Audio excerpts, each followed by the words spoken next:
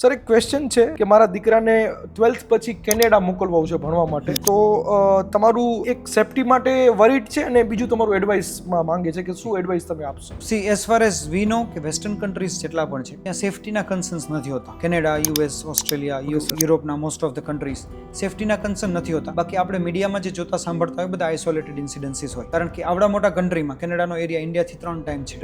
આવડા મોટા કન્ટ્રીમાં એક ઇન્સિડન્સ થાય જે અગેન્સ્ટ કોઈ ઇન્ડિયન થયો હોય તો આપણું પેપર એને લખે કે ભાઈ એક ઇન્ડિયનની ડેથ થઈ કે આવું થયું કે રોબરી થઈ, પણ સામે એ જ દિવસમાં ઇન્ડિયામાં કેટલી રોબરી થઈ, ઇન્ડિયામાં કેટલા ઇન્ડિયન્સના ડેથ થયા. પણ એ આપણા માટે એક્સેપ્ટેડ છે કારણ કે આપણે સોસાયટીનો પાર્ટ છીએ. પેલું નવું છે એટલે આપણને વધારે લાગે, અને બીજું મીડિયા એને એવી જ રીતના હાઇલાઇટ કરતું હોય. સો એની જગ્યાએ તમે એ વિચારી શકો કે તમારા ચાઇલ્ડને જે સ્ટડી કરવાનું છે એ સ્ટડી માટેના ત્યાં શું ઓપ્શન છે. બેસ્ટ પોસિબલ ઓપ્શન્સ ચૂઝ કરો.